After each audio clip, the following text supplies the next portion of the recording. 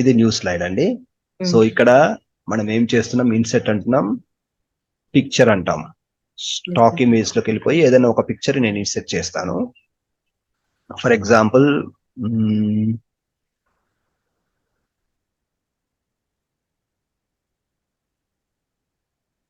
Okay, ఇది కాదు, ఇంకా చూద్దాం. ఓకే, సో ఇలా ఇన్సర్ట్ చేసినప్పుడు మీరు అడిగేది ఏంటంటే గ్యాప్స్ వస్తున్నాయి అంటున్నారు, అంతేనండి? ఓకే ఓకే, గ్యాప్స్ రావద్దు అంటే ఏం చేయాలంటే చూడండి, ఇక్కడ డిజైన్ లో స్లైడ్ సైజ్ చెక్ చేసుకోండి. ఇది వైడ్ స్క్రీన్ 16:9 ఉంది. అంటే కొత్తగా వచ్చే వెర్షన్ లో, కొత్త ప్రజెంటేషన్ అంటే న్యూ వెర్షన్ లో ఎవరైనా డిజైన్ చేసినప్పుడు వైడ్ స్క్రీన్ ఆటోమేటిక్ గా ఉంటుంది. సో మీ కంప్యూటర్ లో ఇది ఉందా చూసుకోండి. ఇది 16:9 ఉంది కదండి.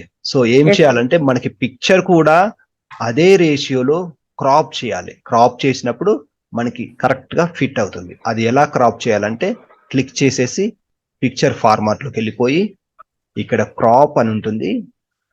ఇక్కడ క్రాప్ టు ఆస్పెక్ట్ రేషియో మన స్లైడ్ సైజ్ ఎంత, 16:9 ఇది పెట్టుకోవాలండి. పెట్టుకుంటే ఏమవుతుందంటే ఆ పైన కింద కొంచెం క్రాప్ అయిపోతుంది. ఈ స్లైడ్ రేషియోకు తగ్గట్టుగా బయట క్లిక్ చేయాలి. ఇప్పుడు దీన్ని ఒక కార్నర్ లో పెట్టేసుకొని కార్నర్ నుంచి షిఫ్ట్ పట్టుకొని ఇంక్రీజ్ చేయాలి. షిఫ్ట్ పట్టుకొని ఇంక్రీజ్ చేస్తే ఆ విడ్త్ కు తగ్గట్టుగా హైట్ చేంజ్ అవుతుంది. ఇలా చేయండి, కరెక్ట్ గా ఉంటుందండి. ఓకే.